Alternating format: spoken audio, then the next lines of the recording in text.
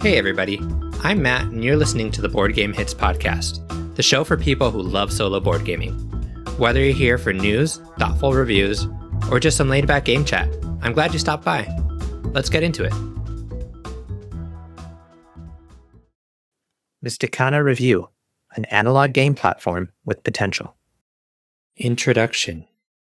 Mysticana, a foundation deck, isn't a single game. It's a framework, a system, a design playground disguised as a sleek, arcane artifact. Think playing cards, but instead of kings and clubs, we've got elementals and avatars. Think magic duels, puzzle prophecies, deduction games, all emerging from a tight bundle of cards and clever rules. If you like your games compact but clever, mystical but modular, Mysticana might just cast the right kind of spell. In this board game review, I'll be evaluating Mysticana as a game system. Overview.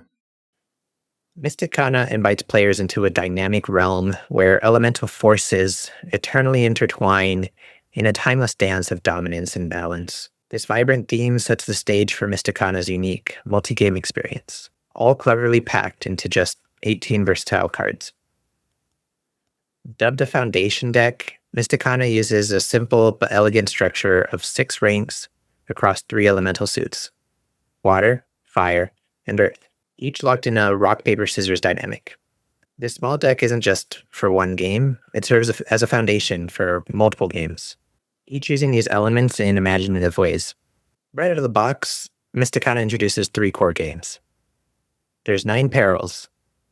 It's a tense solo puzzle where you take on the role of a seer attempting to foresee and prevent 9 looming catastrophes. Each turn, you draw and place cards strategically beneath a row of peril cards. After 9 turns, you compare each peril against your carefully laid mitigations, hoping you've successfully anticipated and outmatched them. The next game is Sorcerer's Showdown. It's a 2-player duel of cunning spellcasting. Players start with a hand of cards, choosing carefully to win elemental clashes. Winning these clashes allows players to capture cards, and stealing becomes possible with these powerful avatar ranked cards. Play continues round after round, with decreasing hand sizes until one player outmaneuvers the other completely. Lastly, there's The Path Ahead. This one's for 2 to 4 players, and it's a deduction-based guessing game that asks players to predict whether the next card drawn will be stronger or weaker than the current one. Guess right, and you pass safely. Guess wrong, and you take consequence cards, which accumulate points. The player with the fewest points, when someone hits 20, is crowned the winner. Gameplay. Let's start by stating the obvious. This game system is, mechanically speaking, a cousin to a deck of playing cards. But it's the kind of cousin who shows up to a family reunion wearing a velvet robe and speaking in riddles. Mysticana isn't just a game, it's a platform. The 3 base games each showcase different aspects of the system's flexibility, but what elevates the system is its scalability. Whereas playing card games are restricted to just the 52 cards in the deck, Mysticana expansions introduce new cards with new ranks, new suits, variable player powers, or additional rules. For example, the Wild Magic expansion adds a rank 7 and some variable player powers for its specific game. With new expansions released multiple times a year, it feels like owning the starter pack of a magical Netflix subscription. Still, it's worth noting, this is a deck you grow into. On its own, the base games are good. Not earth-shattering, but good. It's the potential and expandability that makes it special. Not only are there already many first-party expansions for Button Shy, there's even a fan-made game, Mysticana: The 3 Spires, built upon this foundation deck, and I hope we see more designers adopt this platform for game design. Also, it's fun. There's joy in trying to outwit your opponent with the perfectly timed avatar play. There's tension in betting the next card will be higher and feeling your stomach drop when it's a cursed 1. And there's satisfaction in solving the 9 perils puzzle with that perfect final placement that saves the realm from total annihilation. Solo play. Let's talk the 9 perils, the lone solo game in the base set. It's compact, it's fast, and it makes me feel like I'm plotting to avert 9 magical disasters before they wipe out the realm. Setup takes less than a minute, gameplay wraps in 5.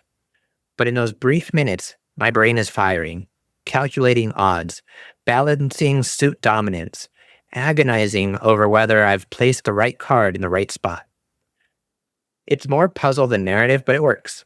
It's got just enough crunch to be satisfying and fast enough to fit into any moment of downtime or multiple times back to back. That said, 9 perils alone isn't enough reason to buy Mysticana if you're a pure solo gamer. My earlier comment about looking at the game system as a whole still stands for solo players. If you're willing to invest in a couple of expansions, Mysticana starts to feel like a solo arcade in your pocket. Components and design. Mysticana's art has an ethereal, elemental vibe that never gets bogged down in cheesy fantasy cliches. The symbols are clean, the icons are intuitive, and while I'd normally roll my eyes at yet another fire, water, earth triangle, Mysticana manages to make the whole thing feel fresh. The elemental theme provides a flexible, dynamic base that can be applied to the multitude of games within the system. I also find it more compelling than hearts, spades, diamonds, and clubs, as you'd find in a typical deck of playing cards. In short, the design does what it needs to. It looks good, feels magical, and supports the modular game system. Final thoughts. So here's the deal. Mysticana, a foundation deck, is not a one-and-done game. It's a modular system, a puzzle box, a design platform waiting to unfold across multiple expansions. It's the kind of thing that you grow with.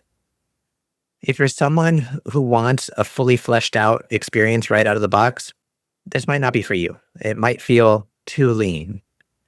But if you like abstract card games, and if you're like me, someone who thinks, what else can the designers do with this little system? Then Mysticana might just be your new magical obsession. Thank you for tuning in to the Board Game Hits podcast. If you enjoyed today's episode, please take a moment to leave a review on Spotify or Apple Podcasts. Don't forget to hit the subscribe button so you never miss a solo board gaming episode. You can also stay up to date by visiting BoardGameHits.com and signing up for my newsletter. See you next time.